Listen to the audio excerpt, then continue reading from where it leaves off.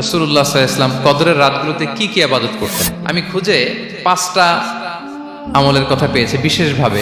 রাসূল সাল্লাল্লাহু আলাইহি ওয়াসাল্লাম বলেছেন, মান হুরিমা খাইরাহা ফাকাদ হুরিম, যে কদরের বরকত থেকে খায়ের থেকে বঞ্চিত হলো সে আসলেই বঞ্চিত। হি ইজ দ্য লুজার, সে হতভাগা, সে পোড়া কপাল, সে বঞ্চিত। লাস্ট 10 days অফ রমাদান খুব গুরুত্বপূর্ণ, সবচেয়ে the cream time of Ramadan. I repeat, এটা রমাদানের একেবারে মাহেন্দ্রক্ষণ। এই 10 দিনের যে কোনো 10 রাতের যে কোনো রাত কদর হয়ে যেতে পারে, বিশেষ করে অড নাইটস গুলো 21, 23, 25, 27 এবং 29, যে কোনো দিন হয়ে যেতে পারে কদর। সো বুদ্ধিমানের কাজ হচ্ছে আমরা যেন রমাদানের শেষ 10 রাতে লাগাতার একইভাবে একই স্পিডে আমরা যেন ইবাদত করি। কোনো রাতে বেশি করলাম, হয়তো 27-এর রাতে আমি খুব ভাব গাম্ভীর্য নিয়ে খুব আবেগ নিয়ে ইবাদত করলাম, কিন্তু হয়ে যেতে পারে যে এবছর কদর ছিল 25-এর রাত, হতে পারে না? পারে। তো আমরা তো মিস করে ফেললাম। তো আমরা যেন মিস না করি। বুদ্ধিমানের কাজ হবে সমানতালে ইবাদত করা, এবং এটা এত গুরুত্বপূর্ণ। রাসূল সাল্লাল্লাহু আলাইহি ওয়াসাল্লাম এত এমফাসাইজ করে কোনো রাতের কথা বলেনি। আরবি মাস অনুযায়ী 354টা রাতের মধ্যে সবচাইতে শ্রেষ্ঠ রাত, সবচাইতে শ্রেষ্ঠ রাত সূর্য ডোবার পর থেকে হাত্তা মাতলাইল ফাজর, ফজরের সূচনা লগ্ন পর্যন্ত শান্তিময় এ রাত, বরকতের এ রাত।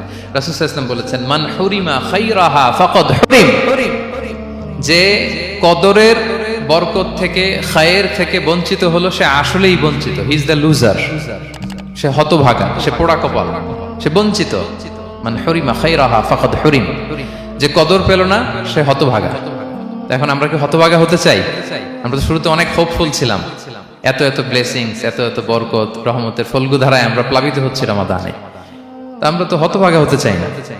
তা আমরা যেন এই শেষ 10 দিন এক তালে আন্তরিকতার সাথে ঈমান ও ইহতিসাবা আমরা যেন ইবাদত করি। সম্মানিত ভাই এবং বোনেরা, তাহলে আমরা সৌভাগ্যশীলদের অন্তর্ভুক্ত হতে চাই, হতভাগা হতে চাই না। আমরা এবার একটু শুনবো যে রাসূলুল্লাহ সাল্লাল্লাহু আলাইহি ওয়াসাল্লাম কদরের রাতগুলোতে কি কি ইবাদত করতেন। আমি খুঁজে 5টা আমলের কথা পেয়েছি বিশেষভাবে।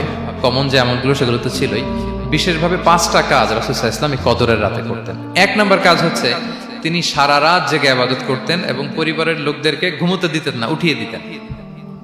বছরের অন্য কোনো সময়ে সারা রাত জেগে ইবাদত করার কোনো নজির রাসূল সাল্লাল্লাহু আলাইহি ওয়াসাল্লামের জীবনে ছিল না। সব রাতে ঘুমাতেন। আমি জহুর বারুতে একটা কনভেনশনে the daily routine of prophet সাল্লাল্লাহু আলাইহি ওয়াসাল্লাম একটা আলোচনা করেছিলাম, যেখানে রাসূল সাল্লাল্লাহু আলাইহি ওয়াসাল্লামের দৈনন্দিন জীবনের রুটিন আলোচনা করেছিলাম। সেখানে আমরা বলেছি যে রাসূল সাল্লাল্লাহু আলাইহি ওয়াসাল্লামের দৈনন্দিন অভ্যেস ছিল তিনি এশার পরেই তাড়াতাড়ি ঘুমিয়ে পড়তেন আর মিড নাইটে উঠতেন। রাসূল সাল্লাল্লাহু আলাইহি ওয়াসাল্লামের কর্মদিবস শুরু হতো মিড নাইটে। আমাদের তো সকালে কারো আরো অনেক পরে শুরু হয়। রাসূল সাল্লাল্লাহু আলাইহি ওয়াসাল্লামের কর্মদিবস শুরু হতো বেসিক্যালি মিড নাইটে। এশার পরে কথাবার্তা না বলে আগে ঘুমোতে যেতেন, মিড নাইটে উঠতেন, কিন্তু ঘুমাতেন। ঘুম ছাড়া রাত কাটাতেন না। সারা বছরের এটা ছিল যে এশার পর পরে ঘুমোতে যেতেন, except the last 10 days of Ramadan. রমাদানের শেষ 10 রাতে রাসূল সাল্লাল্লাহু আলাইহি ওয়াসাল্লাম ঘুমাতেন না। এই 10 দিনের ব্যাপারেই পাওয়া যায় সারা রাত জেগে তিনি ইবাদত করতেন। আম্মা জান আয়েশা রাদিয়াল্লাহু তাআলা আনহা বলেন, ইযা দাখালাল আশরু আহইয়াল লাইলা ওয়া আইখাযা আহলা ওয়া জাদ্দা ওয়া শাদ্দাল মিজার। রমাদানের শেষ দশক যখন আসতো রাসূল সাল্লাল্লাহু আলাইহি ওয়াসাল্লাম সারা রাত জেগে ইবাদত করতেন। পরিবারের সদস্যদেরকে জাগিয়ে তুলতেন, স্ত্রীদের ঘুমাতে দিতেন না, জাগিয়ে তুলতেন। ফাতেমা রাদিয়াল্লাহু তাআলা আনহার ঘর পাশেই ছিল, তাদেরকে যে জাগাতেন এবং নিজে সারা রাত ইবাদত করতেনই। জাদ্দা ওয়া শাদ্দাল মিজার, খুবই বলিষ্ঠ ভাবে, খুব মজবুত ভাবে কোমরে গামছা বেঁধে নামার একটা এক্সপ্রেশন এখানে দেওয়া হয়েছে। মিজার, ইজহার মানে হচ্ছে বাংলা করলে হয় লুঙ্গি। লুঙ্গি আমরা যখন খুব শক্ত কোনো কাজ করতে যাই তখন তারা কি করে, খুব টাইট করে লুঙ্গিটা বাঁধে। তার মানে বোঝানো হচ্ছে রাসূল সাল্লাল্লাহু আলাইহি ওয়াসাল্লাম কোমরে ভালো করে লুঙ্গি বেঁধে বা গামছা বেঁধে আটগাট বেঁধে নামতেন শেষ 10 দিনের জন্য। এই সময় তিনি মানে কাউকে কেমন যেন চিনতেন না, সবসময় ইবাদতে মগ্ন থাকতেন। এটা আমরা করতে পারি যে শেষ 10 দিনে আমরা একটা স্পেশাল প্ল্যান করতে পারি যে আমরা আমাদের সর্বোচ্চটুকু উজাড় করে দিয়ে লাস্ট 10 days অফ রমাদানের এই বরকত আমরা হাসিল করব, এটা যেন আমাদের মিস না হয়। তাহলে এটা আমরা একটা পেলাম। 2 নাম্বার হচ্ছে ইতিকাফ করা। রাসূলুল্লাহ সাল্লাল্লাহু আলাইহি ওয়াসাল্লাম রমাদানের শেষ 10 দিন ইতিকাফ করতেন। আমাদের আয়েশা রাদিয়াল্লাহু তাআলা আনহা বলেন, কানা ইয়াতাকিফুল আশরাল আওয়াখির মিন রমাদান। রমাদানের শেষ দশকে তিনি ইতিকাফ করতেন হাত্তা তাওয়াফাহুল্লাহ, ওনার ইন্তেকালের আগ পর্যন্ত এই অভ্যাসটাই তিনি জারি রেখেছেন। সুম্মা আতাকাফা আজওয়াজুহু মিন বাদে, তারপরে ওনার স্ত্রীরা ইতিকাফ করেছেন। আরেক বর্ণনায় এসেছে ইয়াতাকিফু কুল্লা রমাদান 10 আইয়াম, প্রতি রমাদানে তিনি 10 দিন ইতিকাফ করেছেন। কিন্তু যেই বছর তিনি ইন্তেকাল করবেন সে বছর তিনি 20 দিন ইতিকাফ করেছিলেন। প্রতি রমাদানে 10 দিন, আর যে বছর ইন্তেকাল করবেন সে বছর কয় দিন? 20 দিন তিনি ইতিকাফ করেছিলেন মসজিদে নববীতে।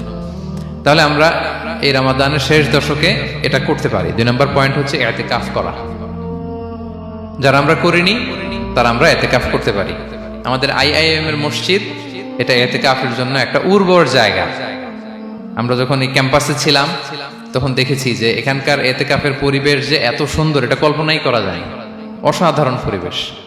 আপনি যদি ইতিকাফ নাও করেন, রাত 2টা বা 3টার দিকে সেন্ট্রাল মস্কে এসে বসে থাকলেও হবে। রাত 2টা 3টার দিকে এসে বসে থাকলে দেখবেন যে কেউ সেজদায় পড়ে কান্না করতেছে, কেউ হালাকা করতেছে, কেউ তাসবিহ পড়তেছে, কেউ কোরআন তেলাওয়াত করতেছে।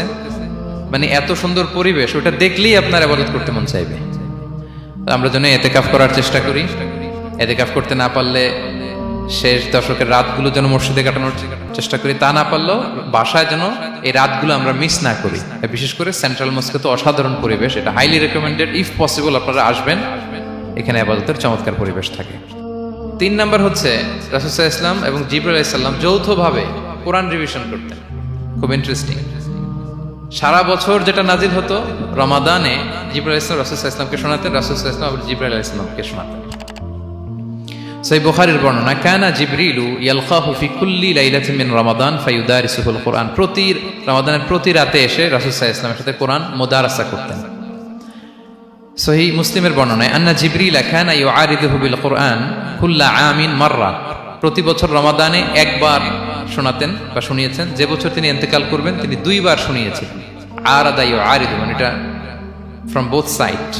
আরবি শব্দটা এমন যে জিবরাইল আলাইহিস সালাম শোনাতেন, এরপর রাসূল সাল্লাল্লাহু আলাইহি ওয়াসাল্লাম জিবরাইল আলাইহিস সালামকে শোনাতেন। কোরআন রিভিশন করা। তো এই শেষ দশকের রাতগুলোতে আমরা যেন বেশি বেশি কোরআন পড়ি।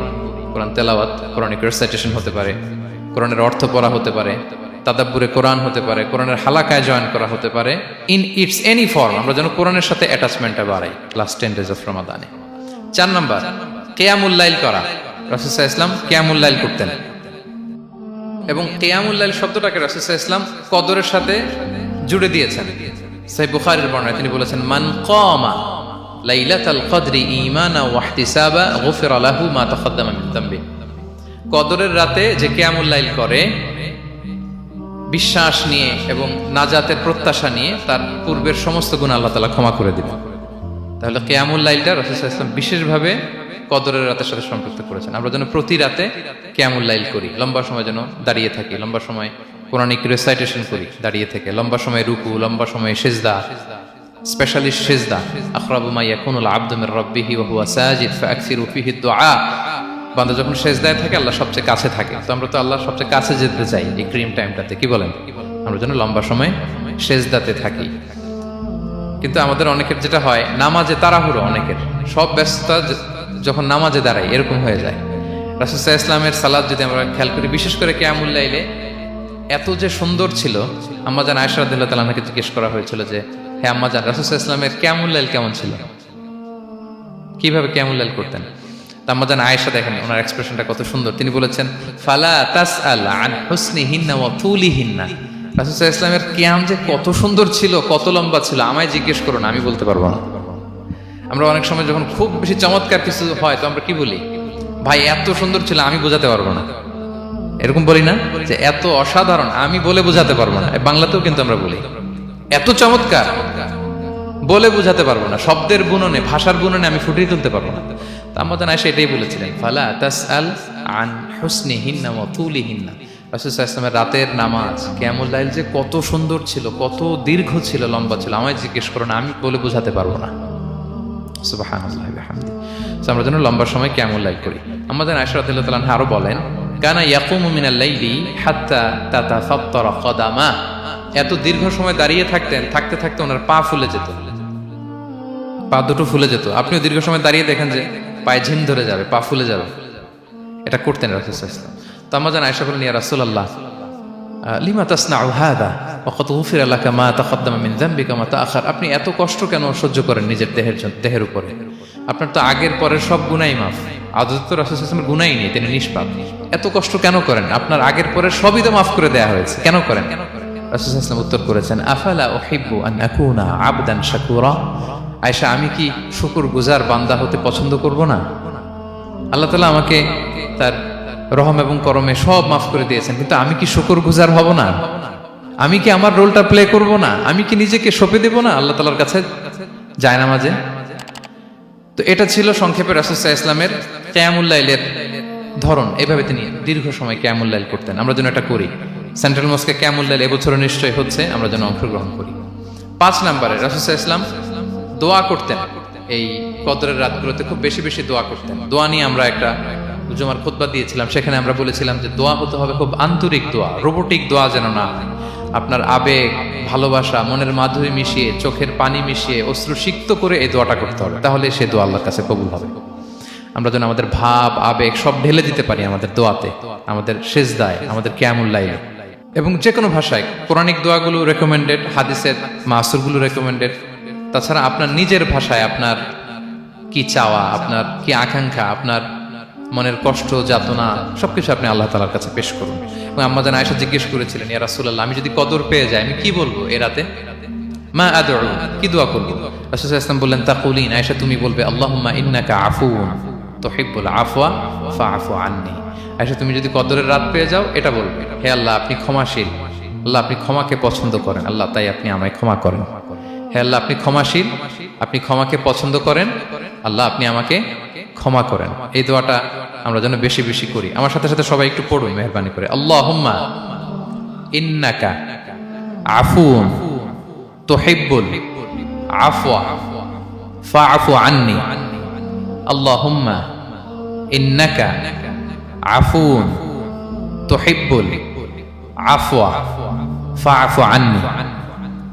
হে আল্লাহ আপনি ক্ষমাশীল, আপনি ক্ষমা করাকে পছন্দ করেন, আল্লাহ আমাকে ক্ষমা করেন।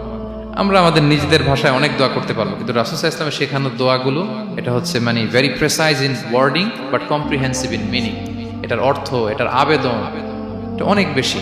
আমি অনেক 10টা 20টা বাক্য বলে এত সুন্দর কথা মিলাতে পারবো না। রাসূল সাল্লাল্লাহু আলাইহি ওয়াসাল্লাম যেটা শিখিয়ে দিয়েছেন, আগে আল্লাহর প্রশংসা করলাম, আল্লাহ আপনি ক্ষমাশীল, আবারও প্রশংসা, আল্লাহ আপনি তো ক্ষমা করাকে পছন্দ করেন। যেটা আপনি পছন্দ করেন না ওইটা তো চাচ্ছেন, যেটা আপনার পছন্দ, যেটা আপনি করতে ভালোবাসেন, গাফিরিয যামবি ওয়া কাবিলিত তাওব, আপনি ক্ষমা করাকে পছন্দ করেন, তওবা কবুলকে আপনি পছন্দ করেন, তো সেটাই তো চাচ্ছি আপনার কাছে, আপনি আমার তওবা কবুল করুন, আল্লাহ আপনি আমাকে ক্ষমা করুন।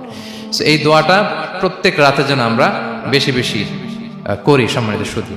এবং এই যে রিমাইন্ডারগুলো শুনলাম, এটা রমাদানের পরেও যেন আমরা অব্যাহত রাখি।